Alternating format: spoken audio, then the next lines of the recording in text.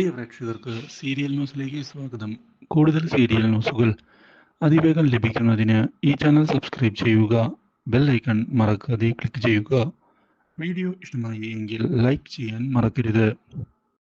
വേണുവൊടുവിൽ തൻ്റെ തീരുമാനം അറിയിച്ചിരിക്കുകയാണ്.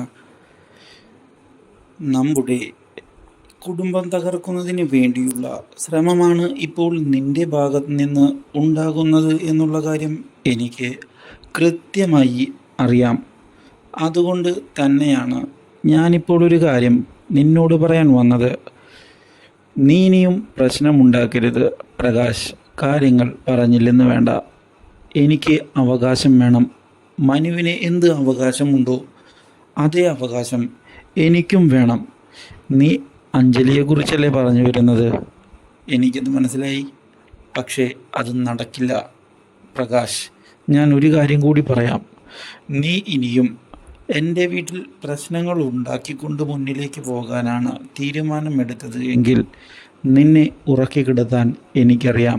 ഒരു സാക്ഷി പോലുമില്ലാതെ ഞാനത് ചെയ്യും. നീ അത് മനസ്സിൽ വിചാരിച്ചോ?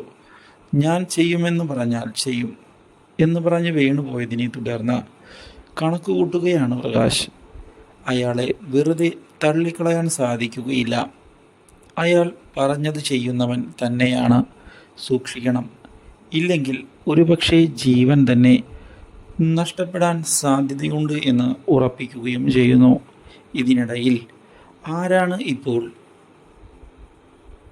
സഹായിക്കുന്നത് എന്ന് കണ്ടെത്താനുള്ള തീരുമാനവുമായി മുന്നിലേക്ക് പോവുകയാണ് അഞ്ജലി.